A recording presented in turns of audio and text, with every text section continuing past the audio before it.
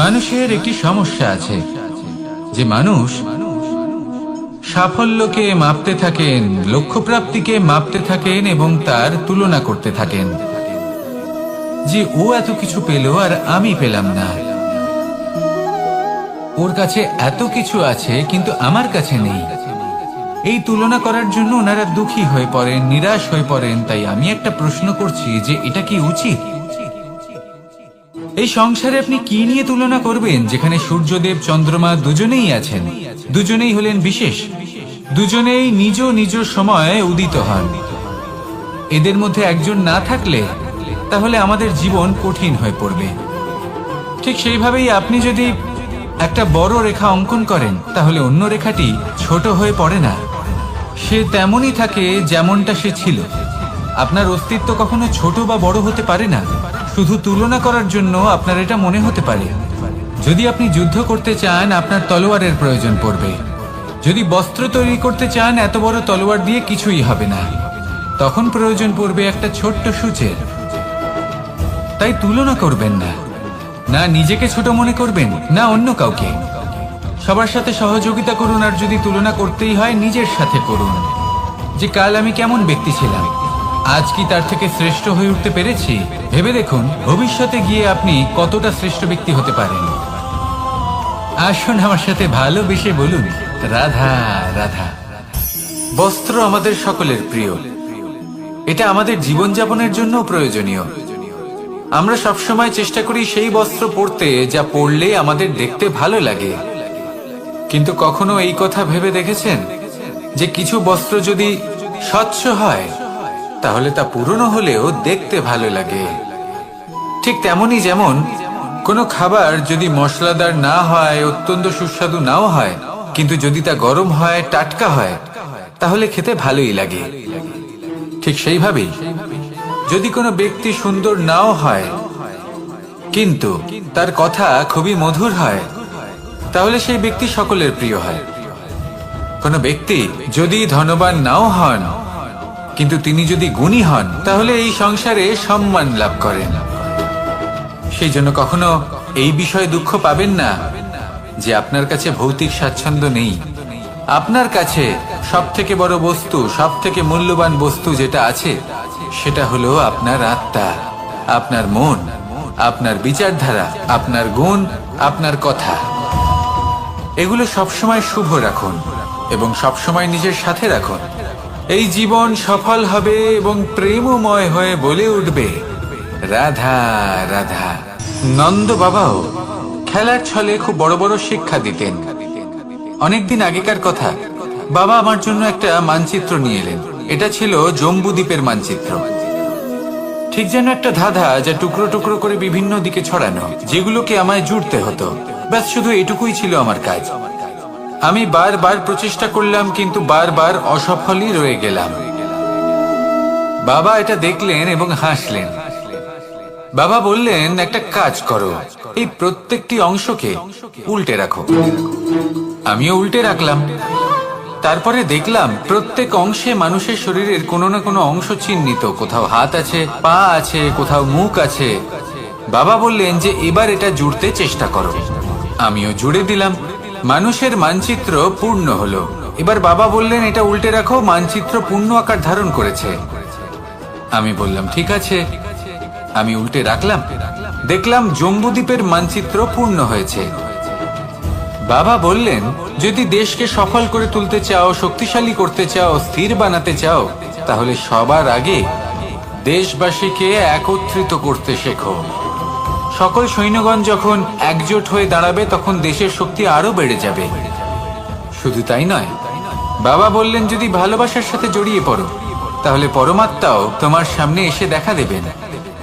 তাহলে এটাই করুন আর আমার সাথে ভালোবেসে বলুন রাধা রাধা।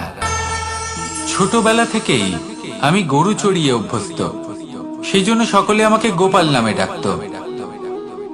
কিন্তু গোপাল হয়ে আমি একটা অমূল্য শিক্ষা লাভ করেছি।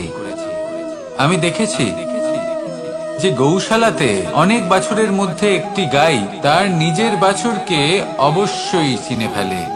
যেখানে সমস্ত বাছুর একই রকম দেখতে এবং প্রত্যেকের স্বরও সমান, তারপরেও সকল বাছুরের মধ্যে নিজের বাছুরকে ঠিক চিনতে পেরে যায় এবং তার সাথেই থাকে। ঠিক এইরকমই কিছুটা হয় আমাদের কর্ম এবং তার কর্মফল। আপনি সবার মাঝে থেকেও কোনো কর্ম যদি করেন, সেই কর্মফল সবার মধ্যে আপনাকে চিনে ফেলবে এবং আপনার সাথেই থাকবে। তাই যখনই কর্ম করবেন ভেবে চিন্তে করবেন। কোনো কর্ম করার আগে একবার ভেবে দেখুন, তাহলে জীবনে বারংবার অনুতপ্ত হতে হবে না। কারণ বিষয়টা কিছুটা এরকম যে এই সংসারে আপনি কাল, কর্মফল এবং সময়, এই তিনের হাত থেকে কখনো লুকোতে পারবেন না, কখনো পালাতেও পারবেন না। আসুন আমার সাথে ভালোবেসে বলুন, রাধা রাধা। জন্ম এবং মৃত্যু, একটি হলো জীবনের সূত্রপাত, আরেকটি জীবনের সমাপ্তি। এটা হলো একটি চক্র এবং প্রত্যেক চক্রের মতোই এটাও যেখান থেকে শুরু হয় সেখানে এসেই সমাপ্ত হয়। অর্থাৎ প্রত্যেক ব্যক্তি যারা জন্ম নিয়েছেন তার জন্মের সাথে এটা সুনিশ্চিত হয়ে যায় যে তার মৃত্যু হলো অবশ্যম্ভাবী। এই সংসারে এমন কিছুই নেই যা চিরকালের মতো থেকে যায়। এবার এটা আমরা সবাই জানি। আমাদের কাছে যে জীবনটা আছে, যেটা আমরা যাপন করতে পারি, সেই সময়কালে আমরা কি করতে পারি সেটা গুরুত্বপূর্ণ। এমন কিছু করুন যার ফলে মৃত্যুর পরেও আপনি অমর হয়ে থাকবেন। আমাদের কথা, আমাদের কর্ম এই সংসারে প্রেরণা প্রদান করতে পারে।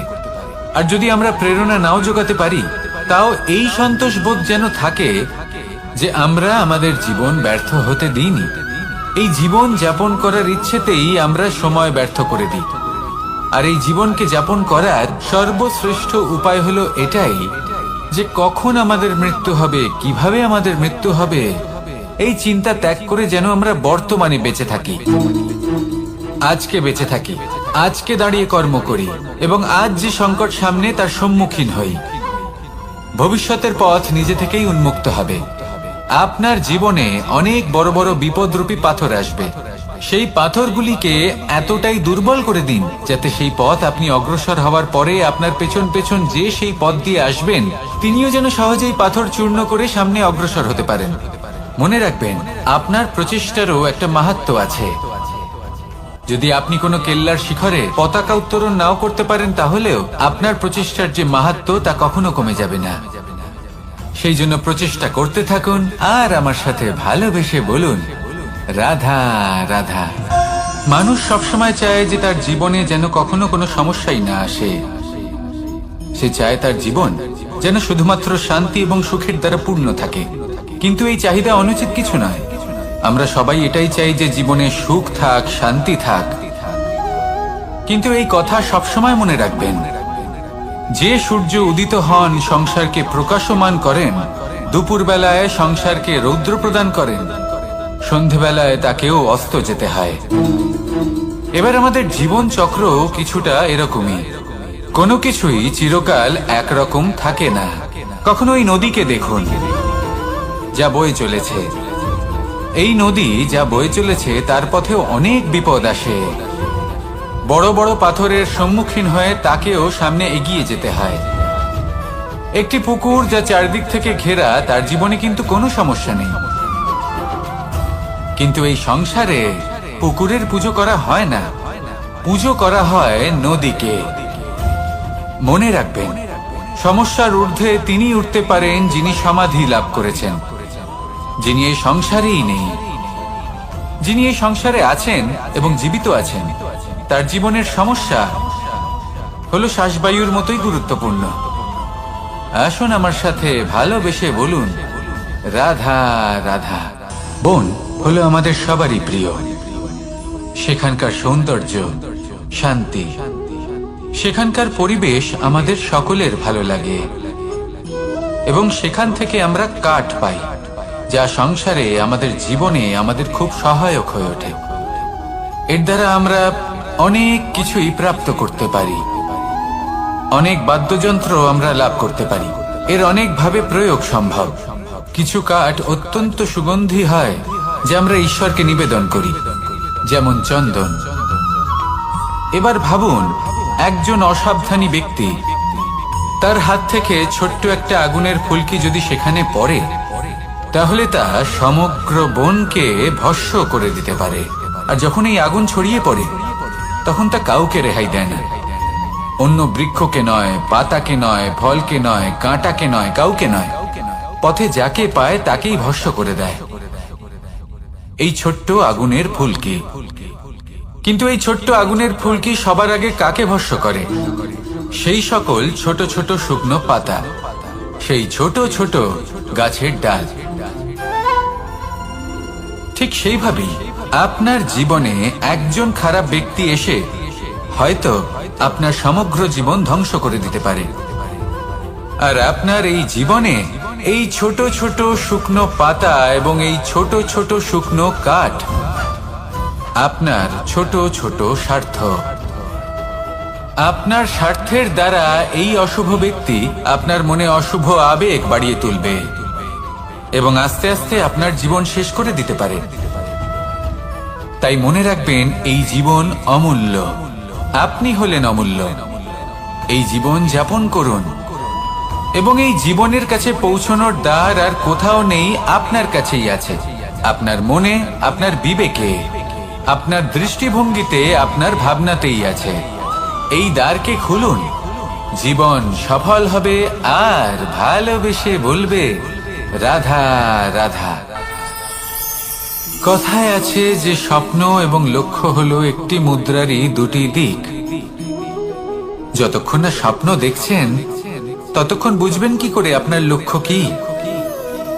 স্বপ্ন দেখে যদি নিজের লক্ষ্য বুঝতে পারেন, সেটা পেতে চান, তবেই সেটা লাভ করতে পারবেন। কিন্তু স্বপ্ন এবং লক্ষ্য এই দুইয়ের মধ্যে একটা ভারসাম্য রয়েছে, যেটা বজায় রাখা প্রয়োজনীয়। একে আমরা বলে থাকি পরিশ্রম। দেখুন, যদি আপনি স্বপ্ন দেখতে চান তাহলে পরিশ্রম ত্যাগ করে নিদ্রা লাভ প্রয়োজন। কিন্তু যদি আপনি লক্ষ্য লাভ করতে চান তাহলে আপনাকে নিদ্রা ত্যাগ করে পরিশ্রম করতে হবে। তাই আলস্য ত্যাগ করুন এবং সিদ্ধান্ত নিন যে আপনি কি চান। আপনার জীবনের এই তুলাদণ্ডে স্বপ্নের পাল্লা ভারী হওয়া প্রয়োজন নাকি লক্ষ্যের? আমার মতে এই দুইয়ের মধ্যে যদি ভারসাম্য বজায় রাখেন তবে পথ নিজে থেকেই সামনে আসবে। শুধু সেই পথে অগ্রসর হতে থাকুন এবং আমার সাথে ভালোবেসে বলুন, রাধা রাধা। আমরা সবাই জীবনে সুখ লাভ করতে চাই। শুধু জীবনে কেন, জীবনের পরেও আমরা সুখ লাভ করতে চাই। আমরা সকলে স্বর্গের কামনা করি। কিন্তু খুব সহজ একটা কথা, যদি আপনি স্বর্গ লাভ করতে চান তাহলে প্রথমে মৃত্যু লাভ করতে হবে। আপনি যদি প্রাণই না দেন তাহলে আপনি স্বর্গ লাভ কিভাবে করবেন, তাই না? শুধু এই ছোট্ট একটা বিষয় দ্বারা আমরা জীবনে অনেক কিছুই শিখতে পারি। যদি আপনার কোনো লক্ষ্য থাকে, কোনো মনোবাঞ্ছিত স্থান থাকে, কোনো বড় কাজ আপনি করতে চান, তাহলে সেই সবই হবে। কিন্তু শুধুমাত্র কামনা করলে হবে না, আপনাকে কর্ম করতে হবে। নিরন্তর প্রয়াস, পরিশ্রম, পথ খুঁজতে হবে, সামনে অগ্রসর হতে হবে। কখনো অসফল হলে তার কারণ খুঁজতে হবে, বিপদের সম্মুখীন হতে হবে, অন্তর থেকে নিজের শক্তি বাড়িয়ে তুলতে হবে। তবেই আপনি নিজের লক্ষ্য লাভ করতে পারবেন, মনোবাঞ্ছিত স্থান পাবেন। মহান নদী গঙ্গা একটি বিন্দু দ্বারা শুরু হয়, ধীরে ধীরে অগ্রসর হয়। কোনো পাথরে ধাক্কা খেলেও সে থামে না, বরং এগোতেই থাকে। তারপরেই সে মহান নদী গঙ্গা হয়ে উঠতে পারে। পরিশ্রম করুন, লক্ষ্য লাভ করুন, আর আমার সাথে ভালোবেসে বলুন, রাধা রাধা। এই সংসারে তিন ধরনের আবেগ অত্যন্ত গুরুত্বপূর্ণ, যা প্রত্যেক মানুষের জীবনে থাকে। প্রথমটা হলো আনন্দ, যা আমরা সবাই লাভ করতে চাই।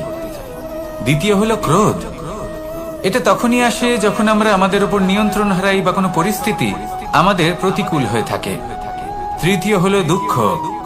এই দুঃখ তখনই আসে যখন কোনো একটা পরিস্থিতি আমাদের মনের মতো হয় না, বা আমাদের প্রিয়জন আমাদের বুঝতে পারেন না।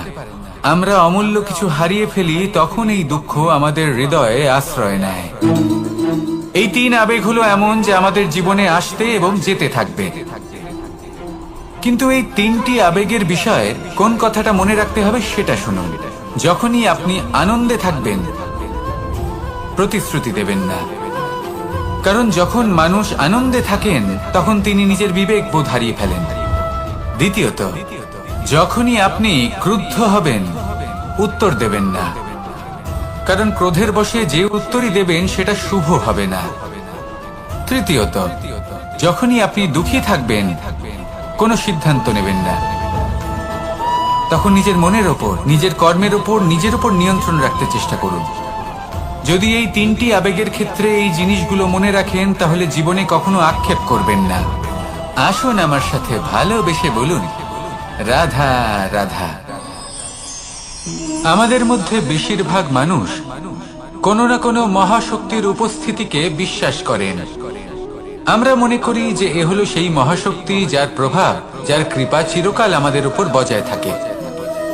আমাদের কর্মের ওপর, কর্মফলের ওপর চিরকাল তার দৃষ্টি থাকে। আমাদের মধ্যে কেউ একে ঈশ্বর মনে করেন, কেউ বা প্রকৃতি মনে করেন, বা কেউ কোনো গৃহপালিত পশুর মধ্যে মহাশক্তির দর্শন লাভ করেন, বা কেউ কোনো বস্তুর মধ্যে। প্রত্যেকের নিজস্ব বিশ্বাস আছে, কিন্তু সেই শক্তির থেকে আশীর্বাদ লাভের জন্য বা কোনো ইচ্ছে পূরণের জন্য আমরা কখনো না কখনো মন্দিরে যাই। এই মন্দির শব্দের সূত্রপাত কিভাবে, আগে সেটা বুঝে নেওয়া যাক। মন্দির, এই শব্দের আরম্ভ হলো মনের দ্বারা। কিন্তু বেশিরভাগ মানুষ যখনই মন্দিরে যান কোনো ইচ্ছে পূরণের জন্য বা ইচ্ছে পূরণ হওয়ার পরে ধন্যবাদ দেওয়ার জন্য, তখন তিনি শুধুমাত্র শারীরিকভাবে সেখানে উপস্থিত থাকেন। তার মন তো সাংসারিক কাজের মধ্যেই ঘোরাফেরা করতে থাকে, তাই না? তাহলে বলুন, এর অর্থ কি? যদি আপনি মন্দিরে নিজের মনকেই না নিয়ে যান, তাহলে তার কি লাভ হবে? মন্দিরে গিয়ে নিজের মনকে ঈশ্বরের চরণে পূর্ণরূপে সমর্পণ করুন। নিজের মন থেকে ঈশ্বরের আরাধনা করুন, আর এই মন থেকেই বলুন, রাধা রাধা। মানুষ শুধুমাত্র দুই ধরনের ব্যক্তির সামনেই নত হন। একজন হলেন তিনি যাকে তিনি সম্মান করেন, আর আরেকজন যাকে তিনি ভয় পান।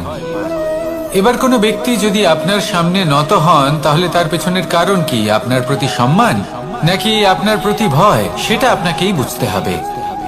যদি আপনি এমন মনে করেন যে তাতে কি যায় আসে, ভয় হোক বা সম্মান, কেউ আমার সামনে নত তো হচ্ছেন, যদি এটা আপনার চিন্তা ভাবনা হয়, তাহলে আপনাকে মনে করিয়ে দিই, এই সময় বদলাতে বেশি সময় লাগে না। আজ যে ব্যক্তি আপনাকে দেখে ভয় পাচ্ছে, কাল এই ভয়ের সমাপ্তিও ঘটতে পারে। আবার এমনও হতে পারে যে তার কাছে অত্যাধিক শক্তি চলে এলো। অনেক কিছুই হতে পারে। তাই মনে রাখবেন, যে মাথা ভয়ের কারণে নত হয় তা সময় এলে সবার আগে বিরোধিতা করতে পারে, আর যে মাথা সম্মানের কারণে নত হয় আপনার জন্য নিজের শিরচ্ছেদও সে করতে পারে। তাই সকলকে আপন করে নিন, কিন্তু ভয় প্রয়োগ করে নয়। কর্ম করুন এবং সম্মান অর্জন করুন। শুধু এটাই করুন, আর আমার সাথে ভালোবেসে বলুন, রাধা রাধা। সূচের শেষে একটি ছিদ্র থাকে, যার দ্বারা আমরা এই সুতো পরাতে পারি, আর তারপর সূচের সাহায্যে এই সুতো দিয়ে বস্ত্র সেলাই করা যায়। কিন্তু যদি সুতোটা সোজা করে ধরা না হয়, তাহলে সূচে কখনো এই সুতো পরানোই সম্ভব নয়। যদি এতে কোনো গিঁট পড়ে, তখন তা কখনোই এই ছিদ্র দ্বারা প্রবেশ করা সম্ভব নয়। ঠিক এইভাবেই যদি আপনি কারোর জীবনে প্রবেশ করতে চান, কারোর অন্তরে প্রবেশ করতে চান, তাহলে আপনাকেও সহজ থাকতে হবে। এতে কোনো গিঁট থাকলে চলবে না, অর্থাৎ মনে যাতে কোনো মালিন্য না থাকে, যেন কোনো কুচিন্তা না থাকে। যদি এসব থাকে, তাহলে আপনি কখনো কারোর জীবনে প্রবেশ করতে পারবেন না। আর যদি কোনোভাবে আপনি প্রবেশ করেও যান, তাহলে তার মনে ঘর করতে পারবেন না। নিজেকে এই সুতোর মতন করে তুলুন, সহজ। মনে যেন কোনো কুচিন্তা না থাকে, সবার প্রতি যেন সদ্ভাবনা থাকে, শুভ চিন্তা থাকে। এমনটা করতে থাকুন। এমন একটা দিন আসবে যেদিন এই সমস্ত সংসারের ব্যক্তির মনে আপনি বাস করবেন, আর তখন এই মন প্রসন্ন হয়ে বলবে, রাধা রাধা। সূর্য হলেন আমার অত্যন্ত প্রিয়।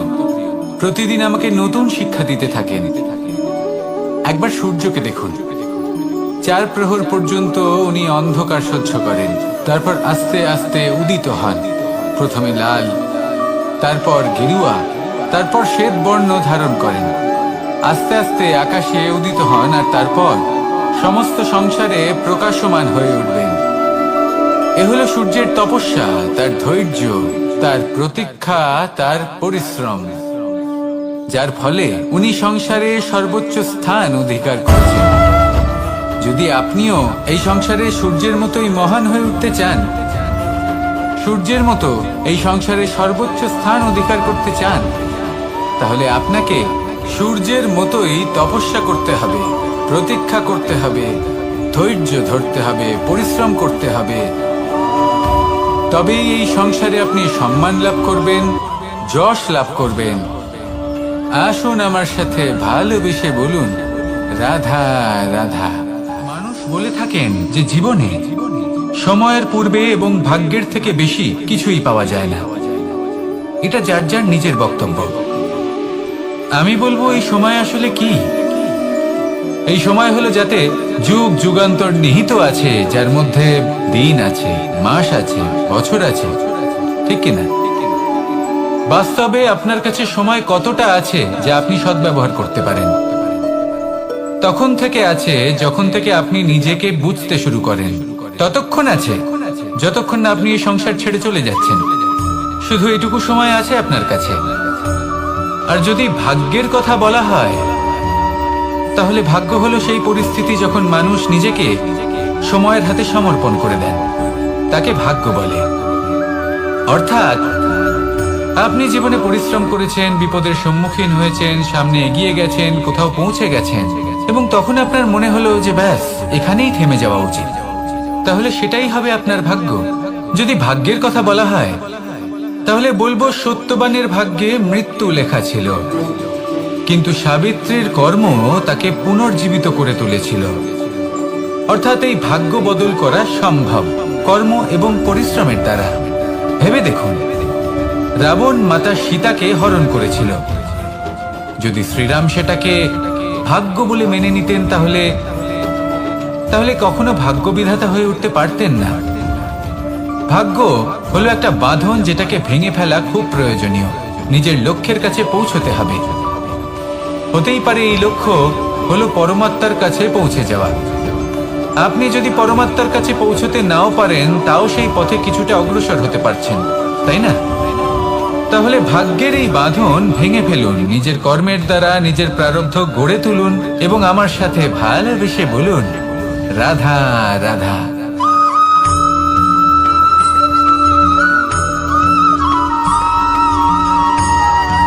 যখন কোনো ব্যক্তি নিজের লক্ষ্য প্রাপ্তির জন্য নিরন্তর পরিশ্রম করতে থাকেন, চেষ্টা করতে থাকেন, তখন তিনি কষ্ট অনুভব করেন। কখনো শারীরিক কষ্ট, কখনো মানসিক কষ্ট। এবার উনি এটা ভাবতে থাকেন যে আমি কি উচিত করছি নাকি অনুচিত করছি। কারণ অন্যদিকে এমন একজন ব্যক্তিও আছেন যিনি একদমই পরিশ্রম চেষ্টা করছেন না। তিনি মদিরা পান করেন, বিলাসিতায় জীবন কাটান, অলস প্রকৃতির হয়ে ওঠেন, নিদ্রাতে বিলীন হয়ে থাকেন আর ভাবেন যে তিনি সুখ লাভ করছেন। কিন্তু এরকম কেন হয়? কারণ যখন আমরা সৎ পথে থাকি, উচিত পথে চলি, লক্ষ্য প্রাপ্ত করার জন্য চেষ্টা করতে থাকি, তখন আমাদের ভেতরে থাকা নেতিবাচক শক্তি এবং পাপ এই দেহকে ত্যাগ করে দেয়। আর এই অনুভূতিটাই আমাদের দুঃখের অনুভূতি দেয়, কষ্ট দেয়। এবার সেখানে যদি আমরা কুপথে চলি, অনুচিত পথে চলতে থাকি, তাহলে আমাদের ভেতরে থাকা পুণ্য এবং ধনাত্মক শক্তি আমাদের দেহ ত্যাগ করে দেয়। আর এই অনুভূতির কারণেই আমরা সুখ অনুভব করি। কিন্তু কখনো ভাববেন যে এই সুখ বেশি সময় পর্যন্ত থাকে না। সেই জন্য সবসময় মনে রাখবেন, যদি আপনি জানেন যে এটাই আপনার লক্ষ্য, এটাই উচিত পথ, শুভ পথ, তাতে নিরন্তরভাবে এগিয়ে যেতে চেষ্টা করতে থাকুন। এই কষ্ট আপনাকে সুখের পরাকাষ্ঠায় কখন পৌঁছে দেবে তা আপনি জানতেই পারবেন না। আসুন আমার সাথে ভালোবেসে বলুন, রাধা রাধা।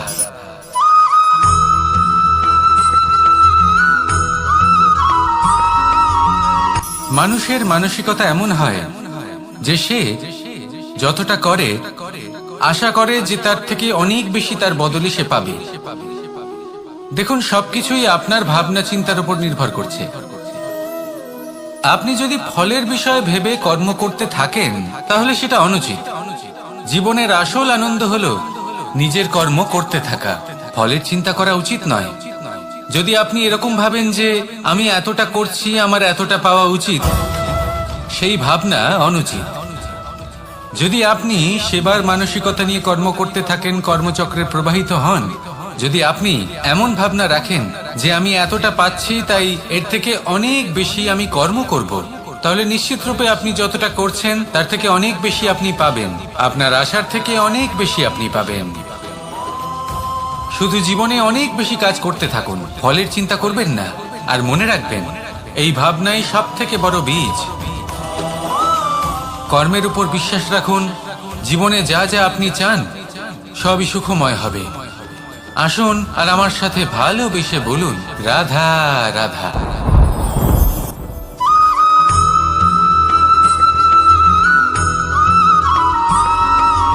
আমাদের শরীর প্রকৃতির সর্বশ্রেষ্ঠ রচনা। যে অঙ্গ প্রত্যঙ্গ আমরা লাভ করেছি প্রত্যেকটির মধ্যে একটি নিজস্ব বার্তা রয়েছে। একটু ভেবে দেখুন, দুটি চোখ দিয়েছে দেখার জন্য, দুটি কান দিয়েছে শোনার জন্য, নাসিকাও আছে দুটি, দুটি হাত দিয়েছে দ্বিগুণ পরিশ্রম করার জন্য। কিন্তু জীব শুধুমাত্র একটি, তার উপরেও তীক্ষ্ণ বলিষ্ঠ দাঁত দিয়েছে তার রক্ষার জন্য। কখনো ভেবে দেখেছেন কেন?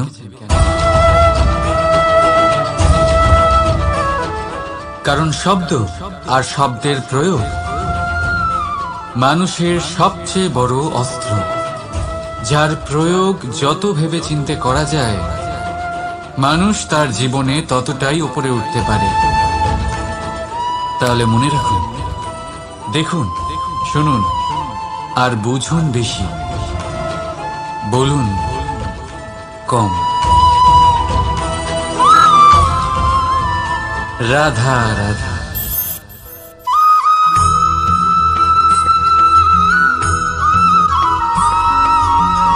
এই সংসারে কোনো বস্তু হোক বা ব্যক্তি হোক, তার একার গুরুত্ব কিন্তু খুব বেশি নয়। একটা উদাহরণ হিসেবে বৃষ্টির ফোঁটাকে ভেবে দেখুন। যদি একটি বৃষ্টির ফোঁটা হয় তাহলে তার খুব বেশি গুরুত্ব থাকে না, কিন্তু যখন সহস্র বৃষ্টির ফোঁটা মেঘের মধ্যে দিয়ে ঝরে পড়ে তখন সেটা বর্ষার রূপ ধারণ করে। সেই বর্ষা যা এই প্রকৃতিকে শান্ত করে। সেইভাবেই পাথরের ছোট টুকরো, তার খুব বেশি গুরুত্ব থাকে না, কিন্তু যখন অসংখ্য পাথরের টুকরো একত্রিত হয় তখন তা পর্বতের আকার ধারণ করে। সেইভাবেই কিছু মানুষ যখন একত্রিত হন তখন তৈরি হয় পরিবার, কিছু পরিবার যখন একত্রিত হয় তখন তৈরি হয় সমাজ, যখন অনেক সংখ্যক সমাজ একত্রিত হয় তখন তৈরি হয় রাজ্য। এবার এই রাজ্যের সব থেকে গুরুত্বপূর্ণ ব্যক্তি হতে পারেন রাজা, কিন্তু তাও সেই রাজা একা কিছু করতে পারেন না। যুদ্ধ লড়ার সময় তারও নিজের সৈন্যদলকে প্রয়োজন পড়ে। কিন্তু এই সংসারে এমন একজন ব্যক্তি আছেন যিনি একাই সব কাজ করতে থাকেন, এবং সেই ব্যক্তি হলেন মা। আমাদের জীবনে একজন পিতার ভূমিকা কিন্তু নিঃসন্দেহে অমূল্য, কিন্তু আমাদের সকলের জীবনে যে ভূমিকা একজন মায়ের তা অন্য কারোর থাকে না। একজন মা একাই সন্তানকে বড় করতে পারেন, সংস্কারী করে তুলতে পারেন, তার জন্য পরিশ্রম করেন। আর এত কিছু কাজ করার পরেও তার কাজের জন্য তিনি প্রশংসা অবশ্য পান না। উল্টে যদি সেই সন্তান অনুচিত পথে চালিত হয়, অনুচিত কর্ম করে, তখন সেই মাকেই অপবাদের পাত্র হয়ে উঠতে হয়। আমাদের জীবনে মায়ের যোগদান কতটা সেটা বুঝুন। আপনাকে বড় করে তোলার জন্য উনি কতটা পরিশ্রম করেছেন সেটা বুঝুন। আজ থেকে, এখন থেকে, এই মুহূর্ত থেকে মাকে সম্মান করতে শিখুন। যখন সময় পাবেন, যখন সুযোগ হবে, তখন তার প্রশংসা করুন। ওনারও ভালো লাগবে। আর মায়ের এই মমতার জন্য, তার এই ভূমিকার জন্য আসুন সবাই মিলে আমরা তাকে প্রণাম করি, আর সকলে মিলে ভালোবেসে বলি, রাধা রাধা।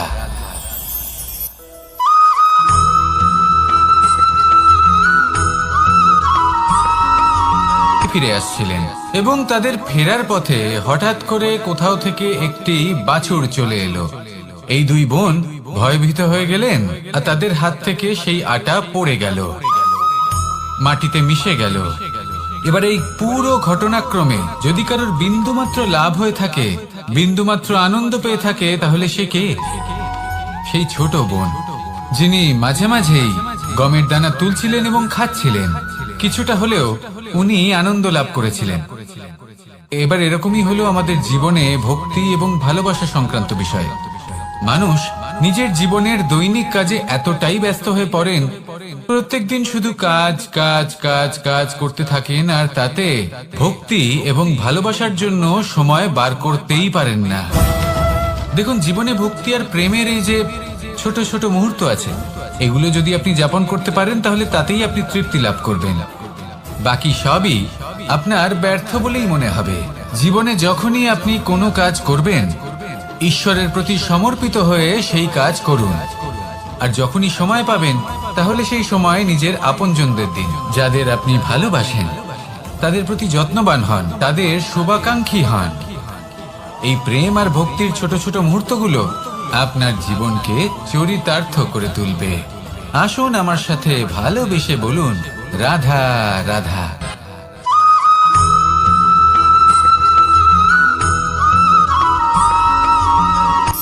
শক্তি, শক্তি অর্জন করা এতটা কঠিন নয় যতটা শক্তি লাভ করার পরে সেই শক্তি সামলানো কঠিন হয়।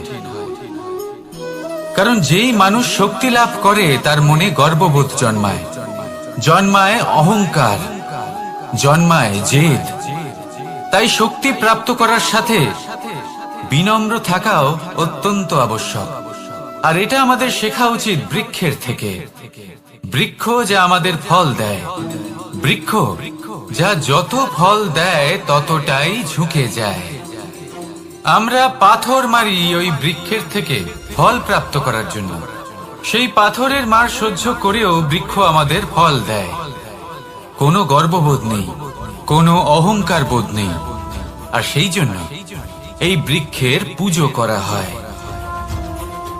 এটাই হলো মাহাত্ম্য, শক্তির সাথে বিনম্রতা। যদি এই শক্তির সৃজন করে থাকে, সাহায্য করে থাকে, সম্বল হয়ে থাকে, তবেই সেই শক্তি উপযুক্ত। আর নয়তো সেই শক্তি একদিন আপনাকে আসক্ত অবশ্যই করবে। তাহলে শক্তি অবশ্যই অর্জন করুন, কিন্তু তার সাথে সেই শক্তি সামলানোর মতো বিবেকও আপনাকে অবশ্যই জাগ্রত করতে হবে। তাহলে আসুন আমার সাথে ভালোবেসে বলুন, রাধা রাধা।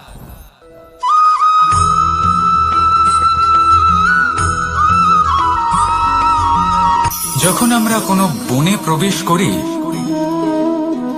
তখন এই সবুজ ঘাস দেখে, এই কোমল ঘাস দেখে আমাদের মন প্রফুল্ল হয়ে ওঠে। ভিন্ন ভিন্ন প্রজাতির ফুল, ভিন্ন ভিন্ন রঙের ফুল দেখে এই মন আনন্দে ভরে ওঠে। এখানে শিশুরা আনন্দ লাভ করে, বড়রা ভোজন গ্রহণ করেন, কথাবার্তা বলেন, হাঁটাহাঁটি করে বেড়ান।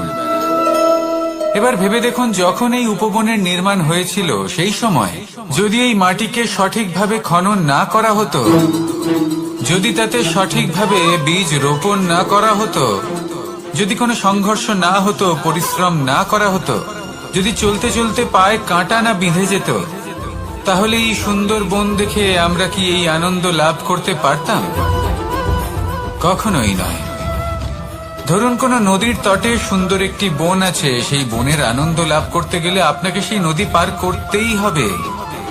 যদি সুখের নদীর কাছে পৌঁছতে চান, তাহলে তটে যে কাঁটা রয়েছে সেগুলোর সাথে সংঘর্ষ করতেই হবে। এই সংসারে যদি আপনি সুখ লাভ করতে চান, তাহলে সুখ লাভের এই যাত্রা শুরু করতে হবে সংঘর্ষ দ্বারা। তাহলে সংঘর্ষকে স্বাগত জানান, এর পেছনেই সুখ রয়েছে যা আপনার জন্য অপেক্ষা করছে। এবার হাসুন আর আমার সাথে ভালোবেসে বলুন, রাধা।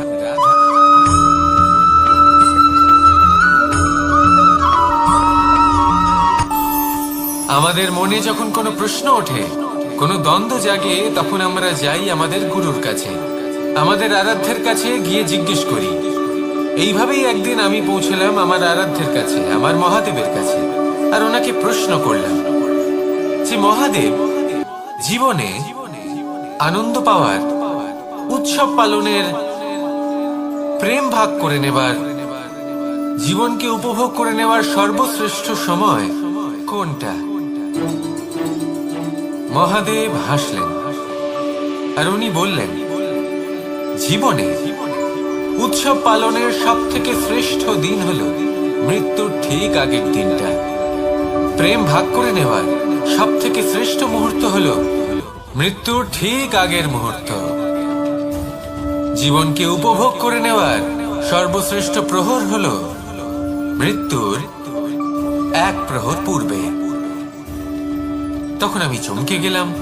আমি বললাম, কিন্তু মহাদেব, মৃত্যু তো অনিশ্চিত, আমরা জানিও না কবে আমাদের মৃত্যু হবে। মহাদেব আবার হাসলেন। উনি বললেন যে যদি আমরা এভাবে জীবন কাটাই যে আমরা জীবনের প্রত্যেক দিন, প্রত্যেক মুহূর্ত, প্রত্যেক প্রহর শেষ বলে মনে করি, তাহলে আমাদের সমস্ত জীবন আনন্দের সাথেই অতিবাহিত হবে। কি বলেন?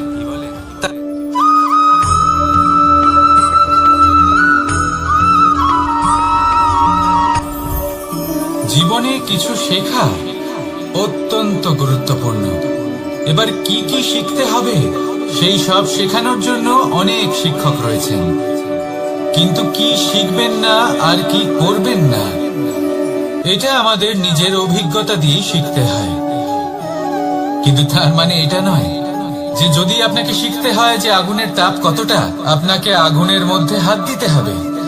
না, অন্য কারোর অভিজ্ঞতা দ্বারাও শিখতে পারেন। প্রশ্ন শুধুমাত্র একটাই যে আপনি কি শিখতে চান নাকি চান না। যদি আপনি এটাই ভাবেন যে আমি শুধুই নিজের অভিজ্ঞতা দ্বারাই শিখতে চাই, তাহলে জীবনকাল ছোট মনে হবে, অনেক কিছুই শিখতে পারবেন না। তাই নিজের সাথে সাথে বড়দের অভিজ্ঞতা দ্বারাও শেখা শুরু করে দিন। এই সংসারের অভিজ্ঞতা দ্বারা শিখতে শুরু করে দিন। আর এটা নিশ্চিত রূপে শেখা আবশ্যক যে কখন কি করবেন না, কোথায় থামতে হবে আর কোথায় থামবেন না। তাহলে আসুন আর আমার সাথে ভালোবেসে বলুন, রাধা রাধা।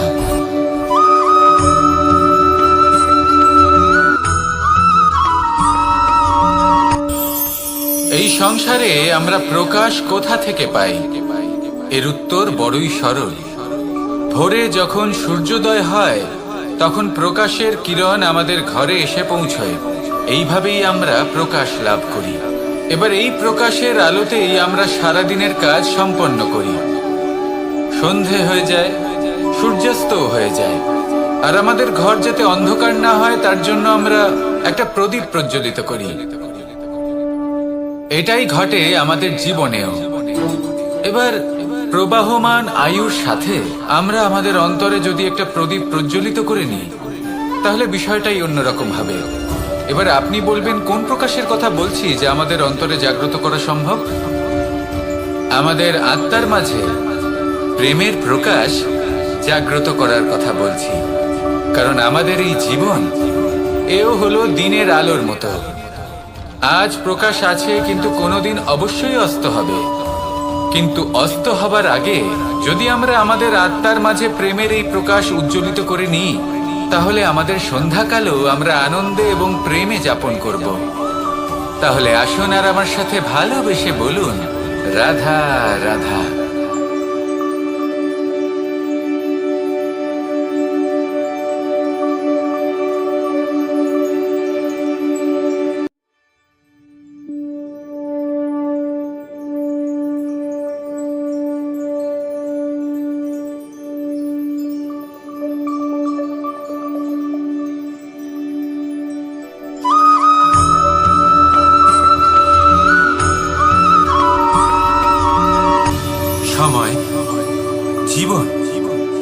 কাল।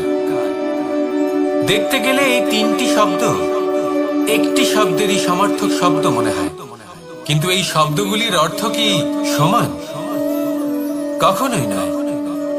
হ্যাঁ, এই সময় চলতে থাকে, জীবন চলতে থাকে, কালচক্র চলতে থাকে। এই সময় কেটে যায়, কিন্তু এই জীবন একে যাপন করতে হয়। কি বলেন? এই জীবনে কিছু করুন বা কিছু না করুন, জীবন এমনি কেটে যাবে, আপনি জানতেও পারবেন না। কিন্তু সেটা আমাদের উদ্দেশ্য নয়, একে যাপন করতে হবে। এই জীবনে প্রেরণা পেতে শিখুন, প্রেরণা দিতে শিখুন, আহ্বান গ্রহণ করতে শিখুন, আহ্বান জানাতে শিখুন, মহান কাজ করতে শিখুন, ধন্যাত্মক বোধ জাগিয়ে তুলুন। জীবন অতিবাহিত করার অর্থ কি তা আপনি শিখে যাবেন। কারণ সময় কেটে যায়, সমস্ত যুগ কেটে যায়, কিন্তু জীবনের রীতি জীবন কাটিয়ে দেওয়া নয়, জীবন যাপন করা। এই জীবন সম্পূর্ণরূপে অনুভব করতে হবে, নতুন পথ বানাতে হবে। এবারে যদি এই জীবন বাঁচার সময় একবার ভেবে দেখুন, যদি মনে প্রেম থাকে, সদ্ভাবনা থাকে, তাহলে কি হবে? এই জীবনকে বাঁচার অনুভূতিটাই অন্যরকম হয়ে যাবে, একটা আনন্দময় অনুভূতি লাভ করবেন। তাহলে এটাই করুন, আর আমার সাথে ভালোবেসে বলুন, রাধা রাধা।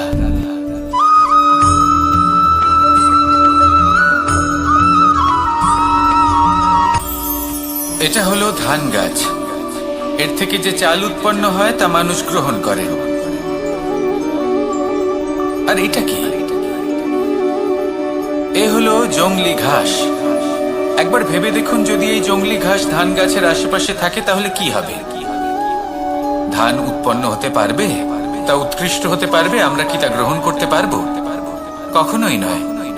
এই জংলি ঘাস ধানকে নষ্ট করে দেবে, কিন্তু নিজে জীবিত থাকবে। এটাই হলো আজকের শিক্ষা। এই সংসারে যদি আপনি নীতির পথে চলতে চান, উচিত কর্ম করতে চান, সংসারকে সেবা করতে চান, তাহলে জংলি ঘাসের মতো ব্যক্তিদের থেকে সবসময় দূরে থাকতে হবে। সেই ব্যক্তি যারা দুর্নীতি এবং মিথ্যা দ্বারা পরিপূর্ণ, যাদের ব্যবহার অশুভ, যাদের অনেক অশুভ গুণ রয়েছে, তারা সঠিক নয়। সেই সকল ব্যক্তি যাদের চরিত্র অত্যন্ত দুষ্ট হয়, তারা হয় শুভ চরিত্রের ব্যক্তিকে একদম নষ্ট করে দেয়, নয় নিজের মতো বানিয়ে তোলে। তাই যদি আপনি নীতির পথে চলতে চান, এই সংসারের জন্য শুভ কর্ম করতে চান, তাহলে সেই সঙ্গ লাভ করুন যে সঙ্গ জ্ঞানে পরিপূর্ণ, যাদের মধ্যে অনেক গুণ আছে, যাদের থেকে প্রতিদিন কিছু শিখতে পারবেন। এমন ব্যক্তির সাথে জীবন অতিবাহিত করুন, দুরাচারীদের থেকে দূরে থাকুন। তবেই এই মন প্রসন্ন হয়ে বলবে, রাধা রাধা।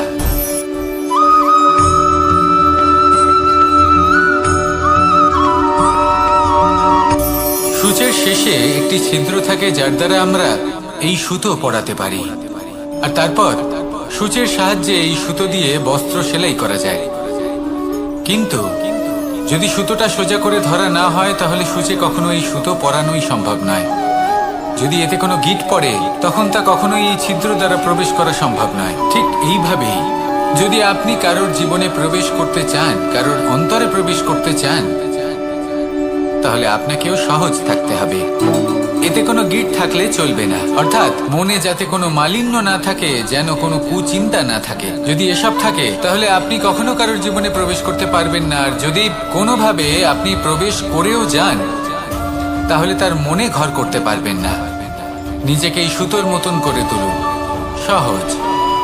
মনে যেন কোনো কুচিন্তা না থাকে, সবার প্রতি যেন সদ্ভাবনা থাকে, শুভ চিন্তা থাকে। এমনটা করতে থাকুন।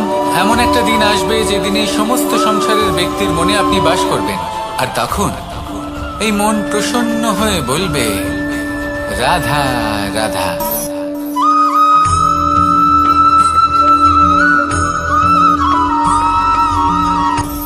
আপনি কখনো পর্বতের শিখরে উঠেছেন? আপনি দেখতে পাবেন পর্বতের পদতলে প্রচুর সুন্দর ফুল রয়েছে, সবুজ বনানী রয়েছে। যত আপনি ওপরে উঠতে থাকবেন তত ফুল কমতে থাকবে, সবুজ বনানী কমতে থাকবে।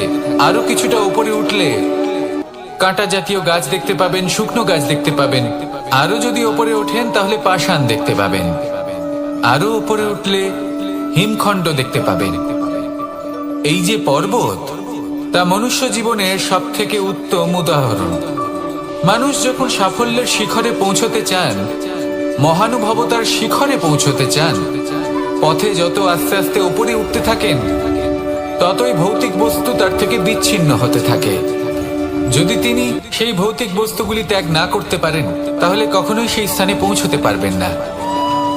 আর মানুষ যদি উচিত ত্যাগ করতে পারেন, পথে অগ্রসর হতে থাকেন, এগোতে থাকেন, তাহলে একদিন না একদিন তিনি মহানুভবতার, জ্ঞানের, সাফল্যের হিমের স্বাদ অবশ্যই লাভ করবেন।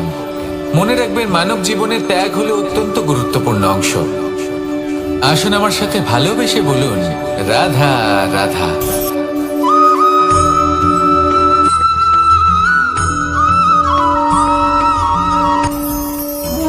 ভোজন।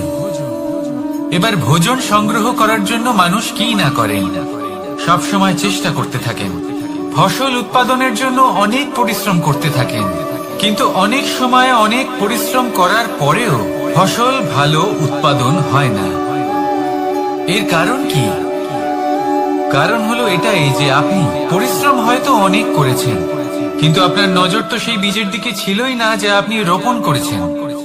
সেই জন্য সব সময় কোনো বীজ রোপণ করার আগে তাকে পরখ করে দেখুন, তা অত্যন্ত আবশ্যক। আর সেইভাবেই যখনই কোনো কর্মের প্রশ্ন আসে, তাহলে সেখানে শুধুমাত্র পরিশ্রম যথেষ্ট নয়। সেই কাজের প্রতি আপনার কর্তব্য কি, আপনার উদ্দেশ্য কি, সেটা জানা হলো অত্যন্ত গুরুত্বপূর্ণ। তাই কর্ম করুন, কিন্তু সেই কর্মের প্রতি আপনার যা উদ্দেশ্য তার মাহাত্ম্য বুঝতে চেষ্টা করুন। তাহলে আসুন আমার সাথে ভালোবেসে বলুন, রাধা রাধা।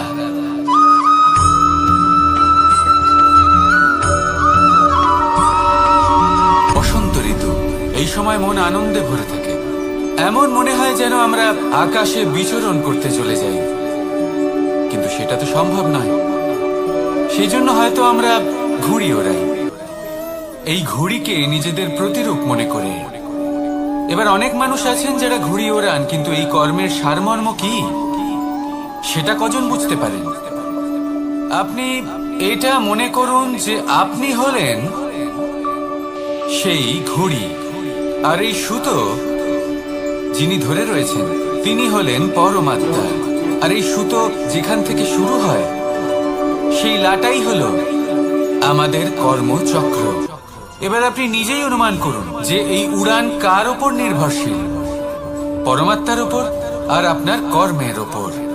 যদি পরমাত্মা আপনার হাত ধরে থাকেন, আপনার সাথে থাকেন, যদি আপনি শুভ কর্ম করতে থাকেন, আপনি এই আকাশে উড়তে থাকবেন। কিন্তু কোথাও কোথাও যদি পরমাত্মার সাথে এই বন্ধন ছিন্ন হয়, আপনার কর্মচক্র খারাপ হয়ে যায় বা থেমে যায়, তাহলে আপনার এই ঘুড়ি কেটে যাবে আর দূরে কোনো গাছের ডালে গিয়ে আটকে যাবে।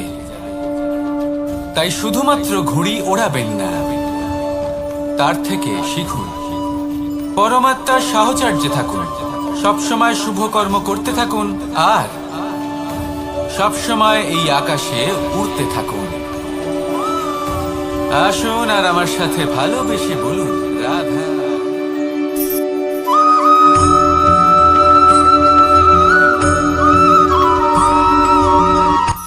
এই সংসারে সাফল্য লাভ করার জন্য জ্ঞানের প্রয়োজন হয়, পরিশ্রমের প্রয়োজন হয়, দৃঢ় নিষ্ঠার প্রয়োজন হয়, নিরন্তর চেষ্টা করা প্রয়োজনীয়।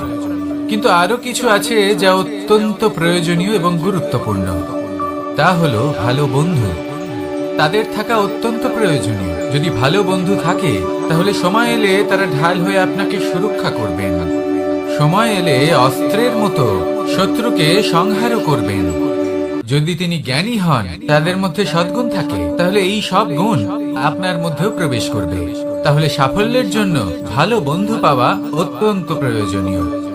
কিন্তু শুধু বন্ধু কেন, ভালো শত্রুও থাকা প্রয়োজনীয়। এবার আপনি ভাবেন আমি কি বললাম? যদি আপনার জীবনেও ভালো অর্থাৎ শক্তিশালী শত্রু থাকে, তাহলে আপনিও শক্তিশালী হতে থাকবেন।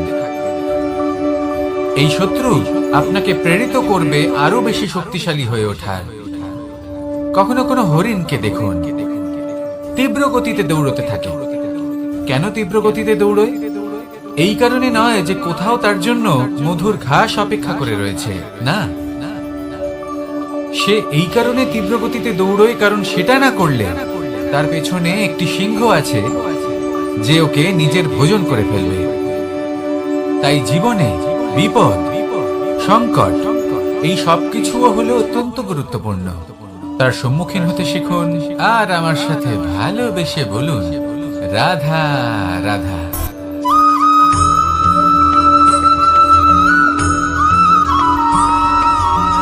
ভালো, শুধু ওনাদের কঠোর ব্যবহার দেখলে আমরা একটু ভয় পেয়ে যাই।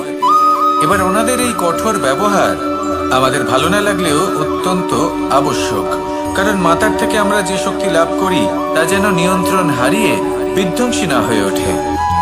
আমরা যেন কোনো কুপথে না চলে যাই, আমরা কখনো যেন দোষ না করে ফেলি।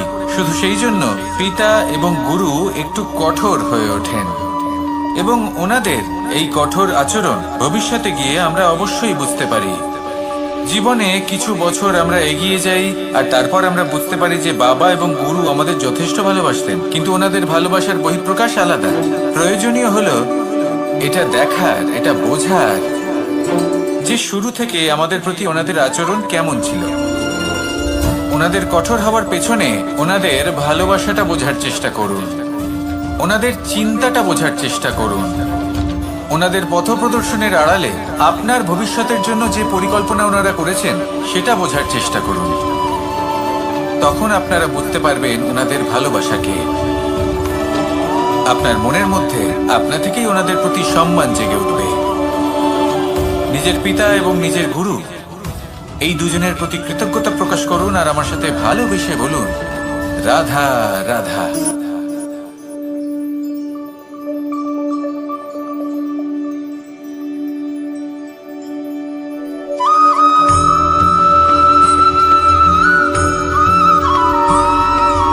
কথায় আছে, প্রত্যেক পুত্র তার পিতার প্রতিচ্ছবি হয়, আর সমস্ত প্রতিচ্ছবি চায় যেন সে তার অস্তিত্ব প্রাপ্ত করতে পারে। পুত্র চায় সে যেন তার পিতার মতো হয়, বা কখনো কখনো তার থেকেও শ্রেষ্ঠ হয়। সেটা কোনো অনুচিত ব্যাপার নয়।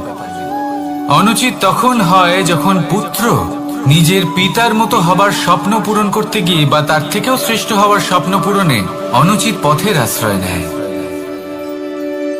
কারণ তারপরে সে তার পিতার গুণগুলি আত্মসাৎ করতে চায় না। সে শুধুই এটা চায় যে সংসারের চোখে যেন আমি শ্রেষ্ঠ প্রমাণিত হই। এটা অনুচিত। সংসারে এমন অনেক মানুষ আছেন যারা এই কারণে শ্রেষ্ঠ হওয়ার চেষ্টা করেন যাতে তার পরিবারের, তার পিতার সম্মান বৃদ্ধি পায়। এমনও মানুষ থাকেন, আর এটাই হলো পার্থক্য উদ্দেশ্যের। মনে রাখবেন, যদি আপনার উদ্দেশ্য শুভ হয় তাহলে পথও শুভ হবে, যদি আপনার উদ্দেশ্য অশুভ হয় তাহলে পথও অশুভ হবে।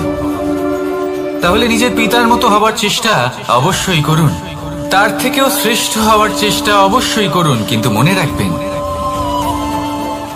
আপনার সংকল্প আর আপনার উদ্দেশ্য এই দুই শুভ হওয়া উচিত। তাহলে আসুন আর আমার সাথে ভালোবেসে বলুন, রাধা রাধা।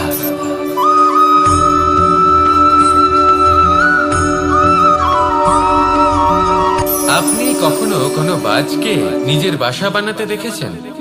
এই বাজ যখনই কোনো বাসা বানায় তখন উঁচু গাছের ডালে বা কোনো পর্বতের শিখরে বাসা বানায়, অনেক উচ্চতায়, আর সেখানে তার সন্তানও জন্মগ্রহণ করে। যখন এই সন্তানেরা জন্মায় তখন এই বাজ খুবই ভালোবেসে এবং খুব সাবধানে এদের পালন পোষণ করে। নিজের ঠোঁট দিয়ে তাদের ঠোঁটে খাবার পরিবেশন করে। কিন্তু যেই সেই সন্তানেরা হৃষ্টপুষ্ট হয়ে যায় এবং সেই কথা বাজ নিজে বুঝতে পেরে যায়, সেই বাজ নিজেই সেই বাসা ছিন্ন ভিন্ন করে দেয়। সেই সন্তান যাদের সবেমাত্র ডানা গজিয়েছে, কিভাবে উঠতে হয় তারা জানে না, সেই সন্তানগুলিকে উচ্চতা থেকে ঠেলে দেয়। সেই সন্তান প্রথমে ভয়ভীত হয়ে যায়। তারা সামনে মৃত্যুকে দেখতে পেয়ে ভয়ের কারণে তাদের ডানা ঝাপটাতে থাকে, আর সেই প্রক্রিয়াতেই সেই সন্তানগুলি উড়তে শুরু করে দেয়। এবার এই ঘটনায় আমরা কি শিক্ষা পেতে পারি? এটাই, যদি আপনি মাতা পিতা হন তাহলে নিজের সন্তানকে অবশ্যই স্নেহ করুন, কিন্তু তাদেরকে নিজের আঁচলের তলায় বেঁধে রাখবেন না। যদি আপনি চান আপনার সন্তান জীবনে উন্নতি করুন, তাহলে নিজের মুঠো থেকে তাদের স্বতন্ত্র করে দিন। এই সংসারে সংঘর্ষ করতে দিন। সেই সন্তান নিজেই বুঝতে পারবে যে জন্মের সময় পাওয়া ডানা কি করে ব্যবহার করতে হয়। আর আপনার চোখের সামনে আপনার সন্তান এই আকাশে উড়তে থাকবে। তাহলে আসুন আমার সাথে ভালোবেসে বলুন, রাধা রাধা।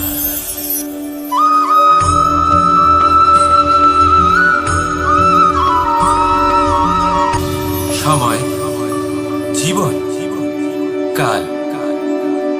দেখতে গেলে এই তিনটি শব্দ একটি শব্দেরই সমার্থক শব্দ মনে হয়, কিন্তু এই শব্দগুলির অর্থ কি সমান? কখনোই নয়। হ্যাঁ, এই সময় চলতে থাকে, জীবন চলতে থাকে, কালচক্র চলতে থাকে। এই সময় কেটে যায়, কিন্তু এই জীবন, একে যাপন করতে হয়। কি বলেন?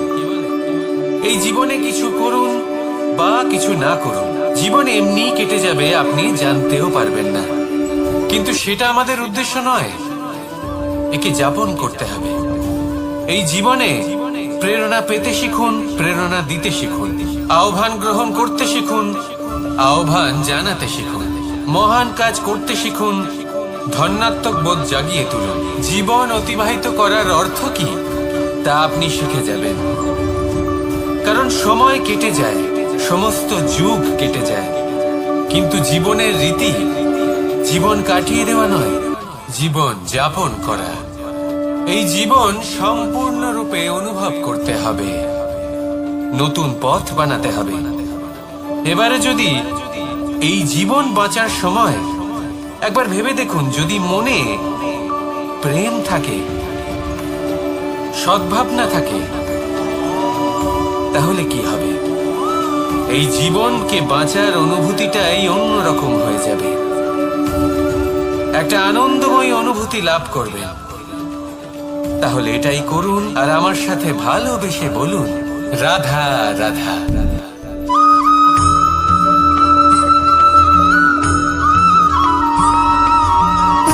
সুখ, দুঃখ এবং শক্তি, এই তিন হলো এই সংসারের ত্রিদেবের মতো। আমাদের জীবনে যা কিছু ঘটছে এই তিনটির ভিত্তির উপরেই হচ্ছে।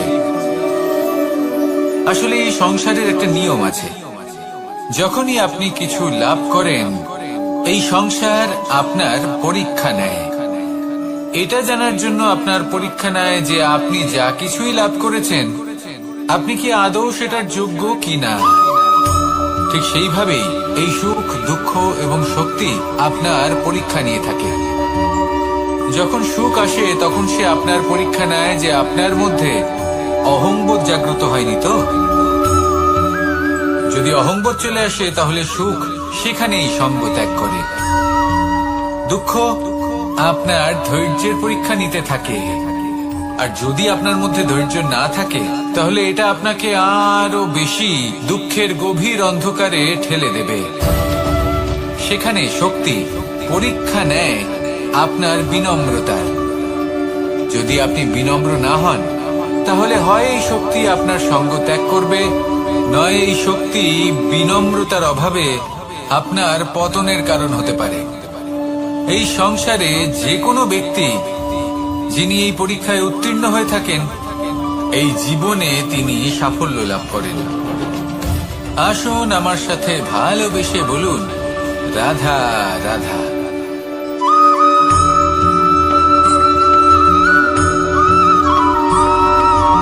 কখনো কখনো আমরা ভাবি যে কোনো ব্যক্তি যিনি ধর্মের পথে চলেছেন, যদি তার দ্বারা কোনো ভুল হয়ে থাকে তাহলে নিয়তি তাকে সেই মুহূর্তেই কঠোর শাস্তি দেন। কিন্তু সেই সব মানুষ যারা সংসারের সব থেকে বড় অধর্মী, বহু নিকৃষ্ট মানের কাজ করেন, তাদের নিয়তি অনেক সুযোগ দেন। তাদের নিয়তি এরকম কঠোর প্রহার করেন না। এই ভাবনা কখনো না কখনো মনে আসেই। ভেবে দেখুন কেন? আসলে জীবনকে বেশিরভাগ মানুষ একভাবেই দেখে থাকেন, বিভিন্ন স্তরে একে দেখা উচিত। এবার আপনি বলুন, এই সংসারে কোনো অধর্মী কখনো প্রেরণার উৎস হতে পারেন? কখনোই নয়। যে মানুষ নিজের আত্মাকে মলিন করে ফেলেছেন, তিনি এই সংসারকে কিভাবে প্রেরণা যোগাবেন? উনি নিজেই বুঝতে পারেন না কোনটা করা উচিত, ধর্ম কোনটা। তাই নিয়তি তাকে একটা সুযোগ দেন, এটা বোঝার সুযোগ দেন যে কোনটা উচিত, কোনটা ধর্ম।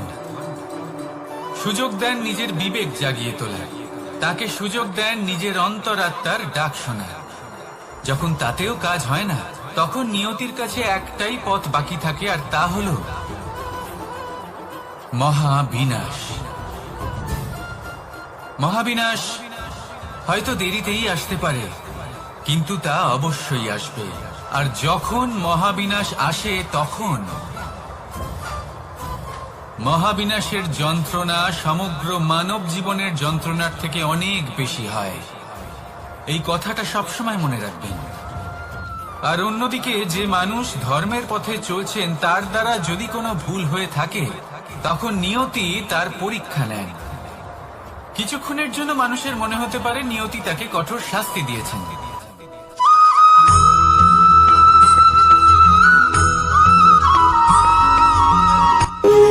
যখন মানুষের মৃত্যু হয় তখন কি হয়? অনেক সংখ্যক মানুষ শোক পালন করতে চলে আসেন। যে ব্যক্তি মৃত্যু লাভ করেছেন, তার অনেক বস্তু থাকে যেগুলো তার প্রিয়, যেগুলো তিনি ব্যবহার করেছেন। তার শয্যা, তার বস্ত্র, তার আভূষণ সবকিছু তার থেকে বিচ্ছিন্ন করা হয় এবং খালি হাতে তাকে শ্মশানের উদ্দেশ্যে রওনা করা হয়। আমি আপনাকে এই প্রশ্ন করতে চাই, আপনি এই সংসারে কি অর্জন করেছেন? ধন সম্পত্তি, বস্ত্র, আভূষণ, এই সবকিছু যে আপনি অর্জন করেছেন, আপনার মৃত্যুর পরে তা আপনার থেকে দূর হয়ে যাবে। এর উত্তর হলো একটাই, আপনার কর্ম। শুধু সেটাই আছে যা একান্ত আপনার, আর শুধু সেটাই এই সংসার থেকে চলে যাওয়ার পরেও সংসারেই জীবিত থাকবে। যদি আপনি দুষ্কর্ম করেন, তাহলে এই সংসার আপনাকে একটি অনুচিত উদাহরণ হিসেবে মনে রাখবে যে এই ব্যক্তি খুব পাপী ছিল, অনুচিত কর্ম করতেন। যে পথে তিনি চলেছেন সেই পথে কারোর চলা উচিত নয়। সেখানেই যদি আপনি সৎকর্ম করেন, তাহলে সংসার চিরকাল এটাই বলবে যে খুব ভালো মানুষ ছিলেন, সবাইকে ভালোবাসতেন, সবাইকে সাহায্য করতেন, আমার খুব প্রিয় মানুষ ছিলেন। এটাই হলো শ্রেষ্ঠ কর্ম। সেই জন্য জীবনে শুধুমাত্র ধন সম্পত্তি, আভূষণ এই সব অর্জন করতে গিয়ে নিজের মনোনিবেশ করবেন না। শ্রেষ্ঠ কর্ম করুন। সংসার থেকে চলে যাওয়ার পরেও এই কর্মই এই সংসারে আপনাকে জীবিত রাখবে। আসুন আমার সাথে ভালোবেসে বলুন, রাধা রাধা।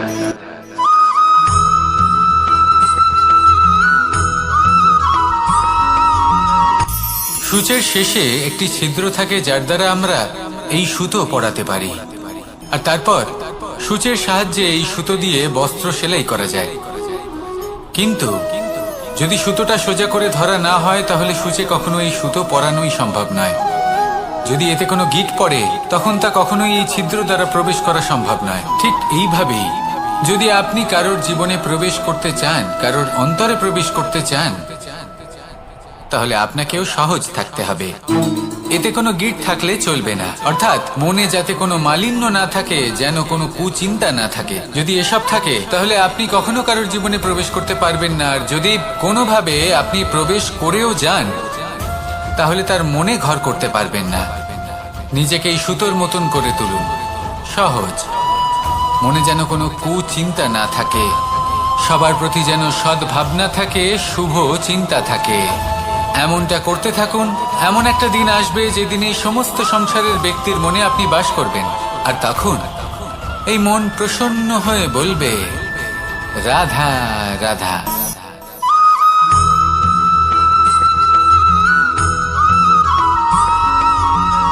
পিতা আর পুত্রের সম্পর্ক অত্যন্ত মধুর হয়ে থাকে।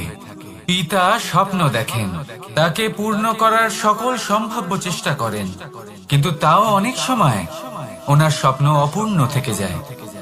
তখন পিতা ভাবেন যে স্বপ্ন উনি পূর্ণ করতে পারেননি, ওনার সন্তান তা অবশ্যই পূরণ করবে। যে স্থানে উনি কখনো পৌঁছতে পারেননি, সেই স্থানে ওনার পুত্র অবশ্যই পৌঁছবে।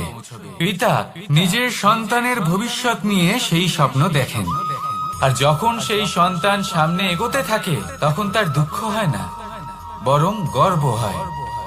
ওনার ভালো লাগে এটা দেখে যে ওনার সন্তান অনেক উন্নতি করছে।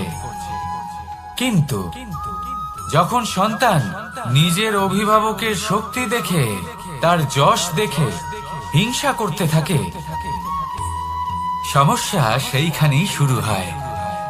সেই জন্য সকল সন্তানকে এটা মনে রাখতে হবে, দেখুন, পুত্র হবার সুবাদে, এক সন্তান হবার সুবাদে এটা হলো আপনার অধিকার যে আপনি আপনার পিতার থেকে বেশি উন্নতি করবেন। আপনার পিতাও এটাই চান, কিন্তু সুস্থভাবে এটা করুন। একটা রেখা টেনে নিন যাতে আপনি তাতে এগোতে পারেন আর আপনার পিতার তাতে গর্ববোধ হয়, আর সেই বিষয়ে দুঃখ না হয় যে আমার সন্তান আমাকেই ছোট করার চেষ্টা করছে।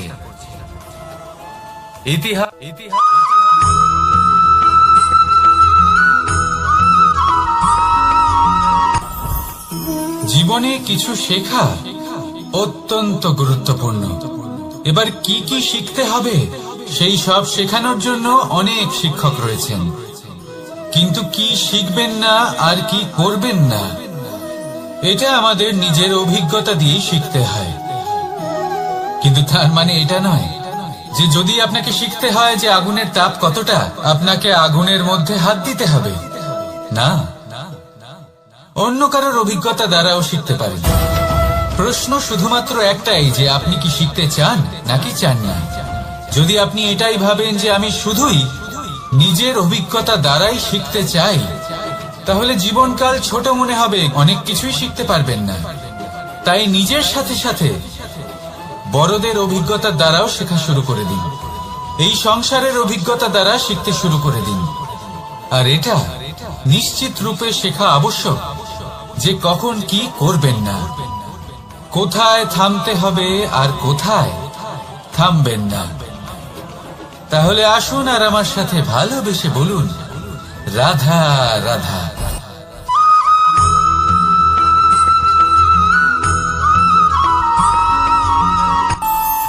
আমাদের মনে যখন কোনো প্রশ্ন ওঠে, কোনো দ্বন্দ্ব জাগে, তখন আমরা যাই আমাদের গুরুর কাছে, আমাদের আরাধ্যের কাছে গিয়ে জিজ্ঞেস করি। এইভাবেই একদিন আমি পৌঁছলাম আমার আরাধ্যের কাছে, আমার মহাদেবের কাছে, আর ওনাকে প্রশ্ন করলাম যে মহাদেব, জীবনে আনন্দ পাওয়ার, উৎসব পালনের, প্রেম ভাগ করে নেবার, জীবনকে উপভোগ করে নেওয়ার সর্বশ্রেষ্ঠ সময় কোনটা? মহাদেব হাসলেন আর উনি বললেন, জীবনে উৎসব পালনের সব থেকে শ্রেষ্ঠ দিন হলো মৃত্যুর ঠিক আগের দিনটা। প্রেম ভাগ করে নেওয়ার সব থেকে শ্রেষ্ঠ মুহূর্ত হলো মৃত্যুর ঠিক আগের মুহূর্ত। জীবনকে উপভোগ করে নেওয়ার সর্বশ্রেষ্ঠ প্রহর হলো মৃত্যুর এক প্রহর পূর্বে। তখন আমি চমকে গেলাম। আমি বললাম, কিন্তু মহাদেব, মৃত্যু তো অনিশ্চিত, আমরা জানিও না কবে আমাদের মৃত্যু হবে। মহাদেব আবার হাসলেন।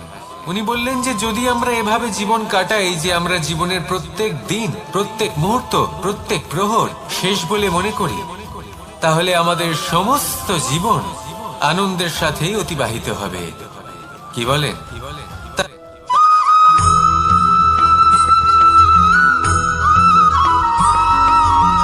পঞ্চতত্ত্বের মধ্যে দ্বিতীয় তত্ত্ব হল ধরণী, ভূমি, যাকে আমরা ধরণী মাতা বলি। এই ধরণী ধৈর্য ধারণ করে, আর এর ওপরেই আমাদের সমগ্র সংসার নির্ভরশীল। কারণ এই ভূমি সহ্য ক্ষমতা রাখে, এর সহ্য ক্ষমতা হলো অপরিসীম। সন্তান যতই আঘাত প্রদান করুক না কেন, প্রেম পূর্বক সহ্য করে, আর তার বদলে অমূল্য রত্ন প্রদান করে। সন্তান যদি হাল চালায়, তাহলে তার বদলে তাকে অন্ন প্রদান করে। এটাই হলো ধরনী। এবার এর থেকে আমরা কি শিখতে